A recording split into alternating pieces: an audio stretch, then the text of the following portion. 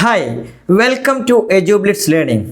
പല വിദ്യാർത്ഥികളും ഞങ്ങളോട് ചോദിച്ച ഒരു ചോദ്യമാണ് NIT കാലിക്കറ്റിൽ എങ്ങനെ അഡ്മിഷൻ നേടാം. കാരണം കേരളത്തിൽ NIT, കാസർഗോഡുള്ള സെൻട്രൽ യൂണിവേഴ്സിറ്റി, തൃശ്ശൂരിലുള്ള സാൻസ്ക്രിറ്റ് യൂണിവേഴ്സിറ്റിയുടെ ഒരു സെൻറ്റർ, ഈ സ്ഥലങ്ങളിലേക്കൊക്കെയാണ് ഈ പ്രാവശ്യം NCT എക്സാം നടന്നിട്ടുള്ളത്. മറ്റു കേരളത്തിന് പുറത്തുള്ള പല ഇൻസ്റ്റിറ്റ്യൂഷനിലേക്കും NCT എക്സാം വഴി നമുക്ക് അഡ്മിഷൻ ലഭിക്കും. അപ്പോൾ കേരളത്തിലെ പ്രധാനപ്പെട്ട ഒരു ഇൻസ്റ്റിറ്റ്യൂട്ടാണ് NIT കാലിക്കറ്റ്. അവിടെ എങ്ങനെ അഡ്മിഷൻ എടുക്കാം എന്നുള്ളതാണ് പ്രധാനമായിട്ടും ചോദിച്ചിട്ടുള്ള ഒരു ചോദ്യം. അപ്പോൾ അതിന് വേണ്ടിയിട്ടാണ് ഞങ്ങൾ ഡീറ്റെയിൽ ആയിട്ടുള്ള ഒരു വീഡിയോ ഇന്ന് ചെയ്യുന്നത്. നമുക്ക് നോക്കാം എങ്ങനെയാണ് NIT കാലിക്കറ്റിൽ. NIT കാലിക്കറ്റിലെ ഡിഗ്രിയുടെ പ്രത്യേകത, അതായത് BEd ചെയ്യാൻ അവിടുത്തെ integrated dual major bachelors degree. നമുക്കറിയാം NIT കാലിക്കറ്റിൽ കൊടുക്കുന്ന കോഴ്സ് ഏതാണ്? Integrated dual major bachelors degree. നമുക്ക് പരിചയം ഉണ്ടാവില്ല, ഡിസിപ്ലിൻ പ്ലസ് എഡ്യൂക്കേഷൻ. അതായത് നമുക്ക് ഡിസിപ്ലിനിലും നമുക്ക് ഒരു ഡിഗ്രി കിട്ടുന്നുണ്ട്, അതിനോട് കൂടെയാണ് ഈ BEd. അപ്പോൾ ഇവിടെ മേജർ ആയിട്ടുള്ളൊരു സബ്ജക്റ്റ് ഉണ്ടാവും, അതിൽ നമുക്ക് ഡിഗ്രി ലഭിക്കും, കൂടെ എഡ്യൂക്കേഷൻ.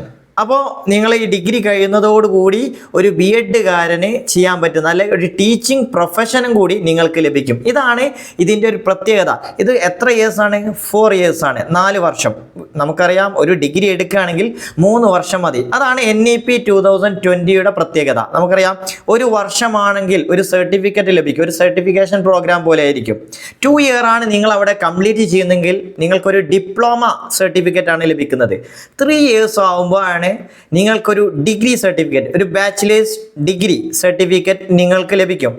ഒരു 4 ഇയറും കൂടി കംപ്ലീറ്റ് ചെയ്യുമ്പോൾ നിങ്ങൾക്കുള്ള റിസർച്ചിനുള്ള കപ്പാസിറ്റി ഉണ്ടാവും. അല്ലെങ്കിൽ നമ്മൾ ഇൻ്റഗ്രേറ്റഡ് BEd ആകുമ്പോൾ നിങ്ങൾക്ക് BEd കൂടെ ലഭിക്കുന്നു. നിങ്ങൾക്ക് ടീച്ചിങ് പ്രൊഫഷനും കൂടി ചെയ്യാൻ പറ്റുന്ന രീതിയിൽ നിങ്ങൾക്ക് അവിടെ നിന്ന് പുറത്തിറങ്ങാം. ഇതാണ് ഈ ഇൻ്റഗ്രേറ്റഡ് BEdൻ്റെ പ്രത്യേകത. പിന്നെ കാലിക്കറ്റ് NITയിൽ നമുക്ക് BScയിലാണ് ഇത് വരുന്നത്. BSc 3 ടൈപ്പ് BEd ഉണ്ട്. ഒന്നാമത് BSc, രണ്ടാമത് വരുന്നത് BA BEd ഉണ്ട്, മൂന്നാമത് BCom BEd. ഇതിൽ NITയിൽ വരുന്നത് BSc ആണ്. നിങ്ങൾ ആദ്യം അത് മനസ്സിലാക്കി വെക്കുക. പിന്നെ അവിടെ ക്രെഡിറ്റ് ബേസ്ഡ് സ്ട്രക്ചറിൽ തന്നെയാണ് ഈ ഡിഗ്രിയൊക്കെ നടക്കുന്നുള്ളത്. പിന്നെ അവിടെ എത്ര സീറ്റുകളുണ്ട്? അവിടെ മാത്തമാറ്റിക്സ് മേജറായിട്ട് 20 സീറ്റുകളാണുള്ളത്. ഫിസിക്സിന് വരുന്നത് 15, കെമിസ്ട്രിക്ക് വരുന്നത് 15. നിങ്ങൾ മനസ്സിലാക്കേണ്ട പ്രധാനപ്പെട്ട ഒരു കാര്യമാണ് മേജർ എന്നുള്ളത്. മേജർ, മൈനർ ഇങ്ങനെ ഉണ്ടാവും. അപ്പോൾ നിങ്ങൾ ഇവിടെ 50 സീറ്റുകളാണ് BScക്ക് ഉള്ളതെങ്കിലും നിങ്ങൾക്കവിടെ 20 സീറ്റുകൾ മാത്തമാറ്റിക്സ് മേജർ ആയിട്ടുള്ള, അപ്പോൾ മാത്തമാറ്റിക്സ് ആയിരിക്കും അവരുടെ ഡിഗ്രി പ്ലസ് എഡ്യൂക്കേഷൻ. അതുപോലെ ഫിസിക്സ് ഡിഗ്രി ഫിസിക്സ് ആയിരിക്കും പ്ലസ് എഡ്യൂക്കേഷൻ. കെമിസ്ട്രി ആയിരിക്കും ഡിസിപ്ലിൻ ആയിട്ടുള്ളത് പ്ലസ് എഡ്യൂക്കേഷൻ. ഇങ്ങനെയാണ് നിങ്ങൾക്ക് ലഭിക്കുക. അപ്പോൾ 20 സീറ്റ് മാത്രമേ മാത്തമാറ്റിക്സിനുള്ളൂ. മറ്റു 30, അതായത് 15 സീറ്റ് ഒന്ന് ഫിസിക്സിനും മറ്റേത് കെമിസ്ട്രിക്കുമാണ്. പിന്നെ അവിടുത്തെ അഡ്മിഷൻ, നമ്മൾ ഈ പ്രാവശ്യത്തെ അഡ്മിഷൻ വന്നിട്ടില്ല, കഴിഞ്ഞ പ്രാവശ്യം അവിടുത്തെ അഡ്മിഷനെ കുറിച്ചാണ് നമ്മൾ ഡിസ്കസ് ചെയ്യുന്നത്. അപ്പോൾ അതിൻ്റെ പ്രൊസീജിയേഴ്സ് മനസ്സിലാക്കിയാൽ ഈ പ്രാവശ്യം നമ്മൾ എന്തൊക്കെ ഡോക്യുമെൻ്റ്, എന്തൊക്കെ കാര്യങ്ങൾ ശ്രദ്ധിക്കണം അത് നമുക്ക് മനസ്സിലാകും. കഴിഞ്ഞ വർഷം ഓഗസ്റ്റ് 17 ഈ നോട്ടിഫിക്കേഷൻ വരുന്നത്. ഓഗസ്റ്റ് 17 വരുമ്പോൾ നിങ്ങൾ മനസ്സിലാക്കണം, ഓഗസ്റ്റ് 10 മറ്റുള്ള റിസൾട്ടൊക്കെ വന്നിട്ടുണ്ട്. നമ്മൾ നേരത്തെ പറഞ്ഞിരുന്നു. അപ്പോൾ ഇതൊക്കെ കഴിഞ്ഞു. ഓഗസ്റ്റ് 17 നേരെ ഇവർ അഡ്മിഷൻ നോട്ടിഫിക്കേഷൻ കൊടുക്കുകയാണ്.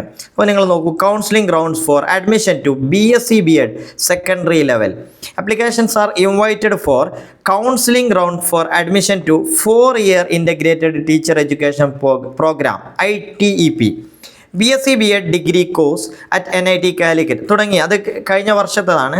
അപ്പോൾ ഞാനത് അതിൻ്റെ ആപ്ലിക്കേഷൻ്റെ അതല്ലെങ്കിൽ ആ നോട്ടിഫിക്കേഷൻ കാണിച്ചു തന്നതാണ്. നിങ്ങൾക്ക് അവിടുത്തെ സീറ്റ് നേരത്തെ പറഞ്ഞു, സീറ്റ് BSc BEdൽ മാത്സ് മേജർ 20, ഫിസിക്സിൽ 15, കെമിസ്ട്രിക്ക് 15, അങ്ങനെയാണ് വരുന്നത്. പിന്നെ എലിജിബിലിറ്റി, ഇതിൻ്റെ എലിജിബിലിറ്റി നമുക്കറിയാം. ഈ കാര്യങ്ങളാണ് നിങ്ങൾ പ്രത്യേകം ശ്രദ്ധിക്കേണ്ടത്. നിങ്ങളിപ്പോൾ പല സ്ഥലങ്ങളിലും കൊടുത്തിട്ടുണ്ടാവും, പക്ഷേ NITയിൽ നിങ്ങൾക്ക് കിട്ടണമെങ്കിൽ ഈ എലിജിബിലിറ്റി ക്രൈറ്റീരിയ നിങ്ങൾ കംപ്ലീറ്റ് ചെയ്യണം. അതല്ലെങ്കിൽ നിങ്ങൾ അവിടെ അപ്ലൈ ചെയ്താൽ നിങ്ങൾക്ക് അഡ്മിഷൻ ലഭിക്കില്ല. നിങ്ങൾ മനസ്സിലാക്കേണ്ടത്, the candidate should pass 12th board examination 10+2 സിസ്റ്റത്തിൽ നിങ്ങൾ ബോർഡ് എക്സാമിനേഷൻ പാസ്സാവണം, അല്ലെങ്കിൽ or it's equivalent examination securing maximum 50% mark. 50% mark അതിൽ വേണം.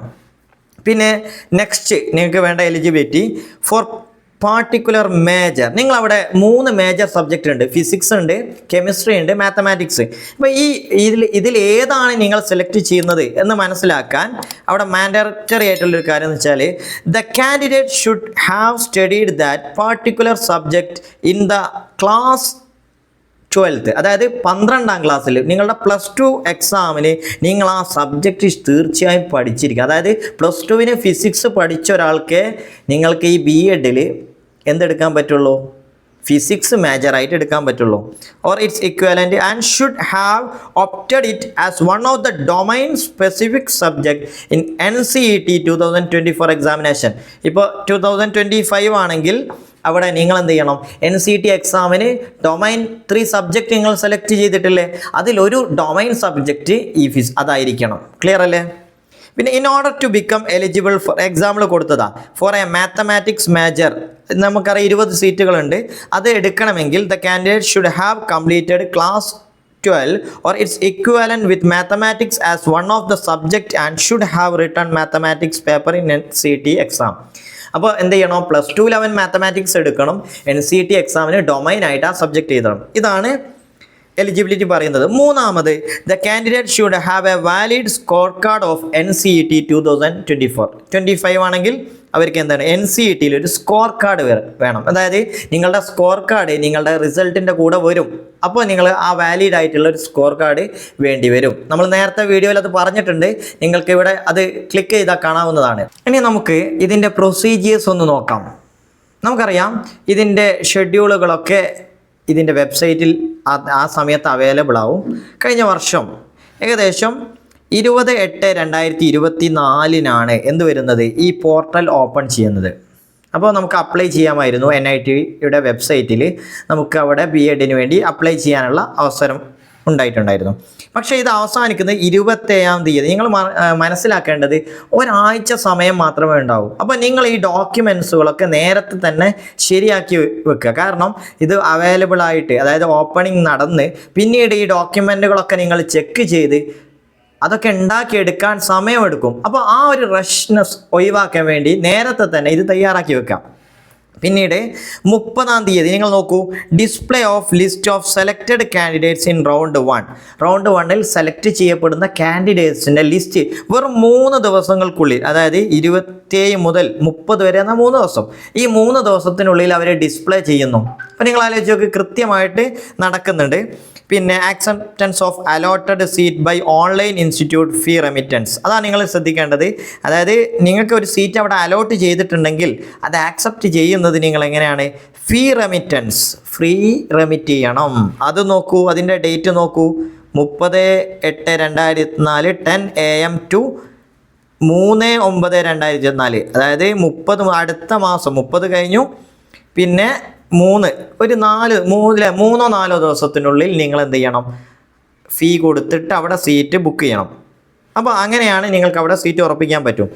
പിന്നെ ഫിസിക്കൽ റിപ്പോർട്ടിംഗ്, ഇപ്പോൾ കാൻഡിഡേറ്റ്സ് എന്ത് ചെയ്യണം? തീർച്ചയായിട്ടും അവിടെ ഫിസിക്കൽ റിപ്പോർട്ടിംഗ് നടത്തണം. അതിൻ്റെ ഡേറ്റ് നോക്കൂ, 10th, അതായത് 3-ാം തീയതി കഴിഞ്ഞു ഒരാഴ്ചക്കകം നിങ്ങളവിടെ റിപ്പോർട്ട് ചെയ്യണം. ഇതാണ് അതിൻ്റെ ഒരു ഓർഡർ വരുന്നത്. അപ്പോൾ ഇതിൽ നമ്മൾ ആദ്യം നിങ്ങൾക്ക് ആപ്ലിക്കേഷൻ്റെ സമയത്ത് അപ്ലോഡ് ചെയ്യേണ്ട ഡോക്യുമെൻറ്റുകളാണ് ഇനി നമ്മൾ ഡിസ്കസ് ചെയ്യുന്നത്. ഒന്ന്, valid score card of NCET 2025. ഈ വർഷത്തെ നിങ്ങൾക്ക് വേണ്ടത് 2025-ലെ NCETയുടെ സ്കോർ കാർഡ്. അത് ഈ അടുത്ത് തന്നെ വരുന്നതാണ്. അതായത് നിങ്ങളുടെ ഫൈനൽ ആൻസർ കീ കഴിഞ്ഞിട്ടാണ് അതുണ്ടാവുക. പിന്നെ 10th സ്റ്റാൻഡേർഡിൻ്റെ അല്ലെ മെട്രിക്കുലേഷൻ ഓർ ഇക്വിവലൻറ്റ് സർട്ടിഫിക്കറ്റ് നിങ്ങൾ സബ്മിറ്റ് ചെയ്യണം. അതെന്തിനാന്ന് വെച്ചാൽ നിങ്ങളുടെ ബർത്ത്ഡേ എന്നാണ്, ജനിച്ച തീയതി, അതുപോലെ നിങ്ങളുടെ നെയിം, നിങ്ങളുടെ പേര്, ഈ കാര്യങ്ങളൊക്കെ ക്ലിയർ ആവാൻ വേണ്ടിയിട്ടാണ്. പിന്നെ mark sheet and pass certificate of the class 12 board examination. +2-ൽ നിങ്ങളുടെ പാസ്, അതായത് ഗ്രേഡ് കാർഡും അതുപോലെ പാസ് സർട്ടിഫിക്കറ്റ്, ഇത് ചിലപ്പോൾ സെപ്പറേറ്റ് ആയിട്ടുണ്ടാവുക. പാസ് സർട്ടിഫിക്കറ്റും ഗ്രേഡ് കാർഡും സെപ്പറേറ്റ് ആണെങ്കിൽ നിങ്ങൾ എന്ത് ചെയ്യണം? രണ്ടും കൊടുക്കണം. ചിലപ്പോൾ ഒരുമിച്ചായിരിക്കും, ഏതായാലും അത് കൊടുക്കേണ്ടതാണ്. പിന്നെ നിങ്ങൾ കൊടുക്കേണ്ടത് proof of state of eligibility. അതിൻ്റെ ഉദ്ദേശം NITയിൽ ഹോം സ്റ്റേറ്റുകാർ, ഇപ്പോൾ NIT കാലിക്കറ്റ് കേരളത്തിലാണ്, അപ്പോൾ കേരളത്തിലുള്ള വിദ്യാർത്ഥികൾക്കും ഔട്ട്സൈഡ് കേരള അവിടുത്തെ വിദ്യാർത്ഥികൾക്കും പ്രത്യേക റിസർവേഷൻ ഉണ്ട്. അപ്പോൾ നമ്മൾ കേരളത്തിലുള്ളവരാണോ ഔട്ട്സൈഡ് ആണോ എന്ന് മനസ്സിലാക്കാൻ വേണ്ടിയിട്ട് അതിനു വേണ്ടിയാണ് ഈ സർട്ടിഫിക്കറ്റ് കൊടുക്കുന്നത്. ഒന്നെങ്കിൽ നിങ്ങളുടെ mark sheet or grade card നമ്മുടെ ഇത് കൊടുക്കുന്നത് എന്തിനാണെന്ന് വെച്ചാൽ നിങ്ങളുടെ ആ ഗ്രേഡ് കാർഡിൽ നിങ്ങളുടെ സ്കൂളിൻ്റെ അഡ്രസ്സൊക്കെ കൃത്യമായിട്ടുണ്ടെങ്കിൽ അത് മതി, അല്ലെങ്കിൽ ട്രാൻസ്ഫർ സർട്ടിഫിക്കറ്റ് മതി. പിന്നെ ചില വിദ്യാർത്ഥികൾ ഓപ്പൺ സ്കൂളിങ്ങിലൂടെ ആയിരിക്കും +2 നേടിയിട്ടുണ്ടാകുക. അവർ അഡ്മിറ്റ് കാർഡാണ്, 12th ക്ലാസ്സിൻ്റെ അഡ്മിറ്റ് കാർഡാണ് സബ്മിറ്റ് ചെയ്യേണ്ടത്. പിന്നെ relevant pages of candidates passport, അതാരെന്ന് വെച്ചാൽ ഔട്ട്സൈഡ് ഓഫ് ഇന്ത്യക്ക് പുറത്തുള്ള ആളുകളാണെങ്കിൽ അവരുടെ പാസ്പോർട്ടിൽ അതിൻ്റെ റിലവൻറ്റ് പേജസ് എന്ത് ചെയ്യുക, അത് സബ്മിറ്റ് ചെയ്യുക. അത് പ്രൂഫ് ഓഫ് സ്റ്റേറ്റ് എലിജിബിലിറ്റിക്ക് വേണ്ടിയിട്ടാണ് അത് സബ്മിറ്റ് ചെയ്യുന്നത്. പിന്നെ അടുത്ത document OBC non creamy layer certificate or EWS certificate. ഇപ്പോൾ നമ്മുടെ റിസർവേഷന് വേണ്ടിയിട്ടാണ്. പക്ഷേ ഇത് ശ്രദ്ധിക്കേണ്ടത് revenue officer not below the rank of തഹസിൽദാറിനേക്കാൾ റാങ്ക് താഴ്ന്ന ഒരാളുടെ പോരാ, സർട്ടിഫിക്കറ്റ് പോരാ. അപ്പോൾ കേരളത്തിലുള്ള ആളുകളൊക്കെ ക്രീമി ലെയർ സർട്ടിഫിക്കറ്റ് ഒക്കെ എടുക്കുമ്പോൾ ചിലപ്പോൾ നമ്മൾ വില്ലേജ് ഓഫീസറെ കൊണ്ട് ഒപ്പിടിപ്പിച്ചൊക്കെ വാങ്ങാറുണ്ട്. പക്ഷെ അത് പോരാ, അത് നിങ്ങൾ പ്രത്യേകം മനസ്സിലാക്കേണ്ടതാണ്. പിന്നെ PWD സർട്ടിഫിക്കറ്റ്, അത് അപ്ലിക്കബിൾ ആയ ആളുകൾക്ക് അത് സബ്മിറ്റ് ചെയ്യണം. പിന്നെ NIT BSc B.Ed registration fee receipt from SBI collect. അപ്പോൾ നമ്മൾ ആ രജിസ്ട്രേഷൻ ഫീയുടെ ഡോക്യുമെൻ്റ് കൂടി എന്ത് ചെയ്യുക, അതിൽ സബ്മിറ്റ് ചെയ്യണം. ഇത്തരം ഡോക്യുമെൻറ്റുകൾ നേരത്തെ നമ്മൾ സബ്മിറ്റ് ചെയ്താൽ പിന്നീടാണ് ഇവരത് ചെക്ക് ചെയ്തിട്ട് നമുക്കവിടെ അഡ്മിഷൻ തരാൻ പറ്റുകയാണെങ്കിൽ മാത്രമേ അഡ്മിഷൻ തരികയുള്ളൂ. അപ്പോൾ ഈ ഡോക്യുമെൻ്റ് ഒക്കെ നിങ്ങൾ കൃത്യമായിട്ട് ഉണ്ടാക്കി ഇപ്പോഴേ വെച്ചോളൂ, നിങ്ങൾക്ക് സാധ്യതയുണ്ടെങ്കിൽ. പിന്നെ അടുത്തതായിട്ട് നിങ്ങൾ ചെയ്യേണ്ടത്, നമ്മൾ നേരത്തെ പറഞ്ഞു നിങ്ങളവിടെ ഫിസിക്കലി അവിടെ പോകണം, അതായത് നേരിട്ട് അവിടേക്ക് പോവേണ്ടി വരും. അതിനുവേണ്ടി നിങ്ങൾ തയ്യാറാവണം. അപ്പോൾ ആ സമയത്ത് നിങ്ങൾ അവിടെ ഒറിജിനലി ഇതൊക്കെ സബ്മിറ്റ് ചെയ്യണം. അപ്പോൾ എന്തൊക്കെ സബ്മിറ്റ് ചെയ്യണം?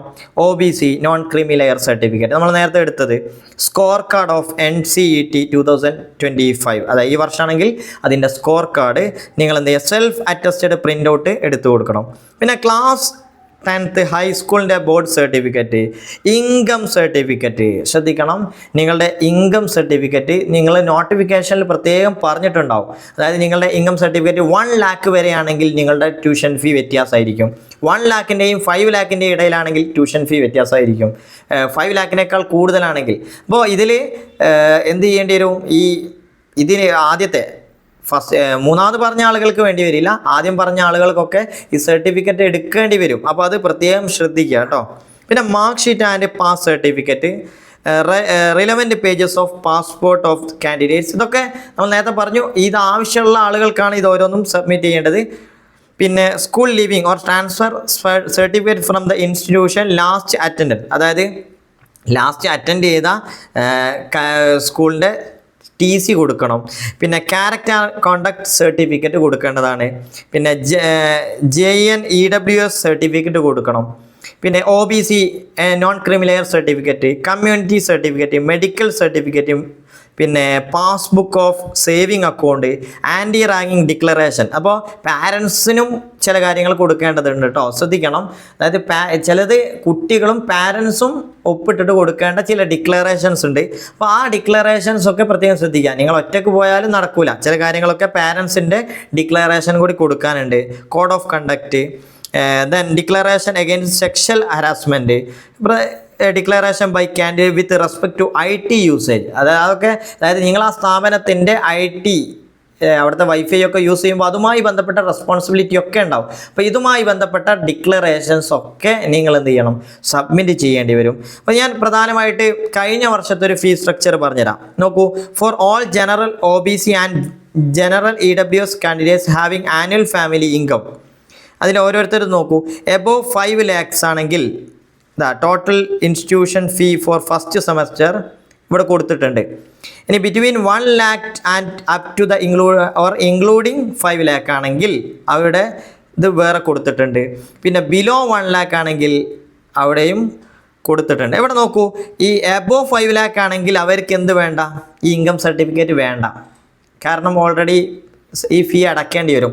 എന്നാൽ മറ്റുള്ളവർ 5 ലാഖിനേക്കാൾ കുറവുള്ള ആളുകളാണെങ്കിൽ അവർക്ക് ഇൻകം സർട്ടിഫിക്കറ്റ് റിക്വയർഡ് ആണ്. പിന്നെ ഇവർ നോക്ക് for all SC ST and PWD candidates അവർക്ക് ആ സർട്ടിഫിക്കറ്റ് ഉണ്ടാവും. അത് സബ്മിറ്റ് ചെയ്യുന്ന ആളുകൾക്ക് എന്ത് വേണ്ട, ഈ ഇൻകം സർട്ടിഫിക്കറ്റ് ആവശ്യമില്ല. ഇതിലുള്ള ഇൻകം സർട്ടിഫിക്കറ്റിനെ കുറിച്ചുള്ള അപ്പോൾ ഇതൊക്കെ ഏകദേശം ഒരു ധാരണ നിങ്ങൾക്ക് ലഭിക്കാൻ വേണ്ടിയിട്ടാണ് പറഞ്ഞിട്ടുള്ളത്. ഈ വർഷത്തെ നോട്ടിഫിക്കേഷൻ പുതുതായി വരും. അപ്പോൾ അതനുസരിച്ച് കൃത്യമായിട്ട് തയ്യാറാക്കുക. ഈ വീഡിയോ ഉപകാരപ്പെട്ടിട്ടെങ്കിൽ നിങ്ങൾ സബ്സ്ക്രൈബ് ചെയ്യാത്തവരാണെങ്കിൽ സബ്സ്ക്രൈബ് ചെയ്യുക, അതുപോലെ ലൈക്ക് അടിക്കുക, നിങ്ങളുടെ സുഹൃത്തുക്കൾക്കൊക്കെ ഷെയർ ചെയ്യുക. അടുത്ത വർഷം NCT ഒക്കെ എക്സാം എഴുതാൻ പോകുന്ന നിങ്ങളുടെ സുഹൃത്തുക്കൾക്കൊക്കെ ഷെയർ ചെയ്ത് കൊടുക്കുക. താങ്ക്